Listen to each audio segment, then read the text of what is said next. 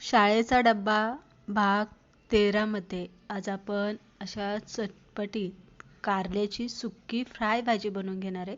शक्यतो कारलं खाणं सगळेच आवड करत असतात कारण कडू असतं म्हणून. पण जर आपण या पद्धतीने असं कारलं केलं तर अगदी मुलंसुद्धा आवडीने खातील. तर इथे कारल्याच्या पहिले अशा चकल्या पातळ करून घ्यायच्या आहे. लिंबू, मीठ, हळद चोळून 10-15 मिनटं आपल्याला झाकण ठेवून साईडला ठेवायचं. नंतर ना अगदी 4-5 पाण्याने चोळून चोळून धुवून आपल्याला पिळून घ्यायचं आणि नंतर एक टोमॅटो असं मोठ्या आडव्या साईजमध्ये कापून घ्यायचं.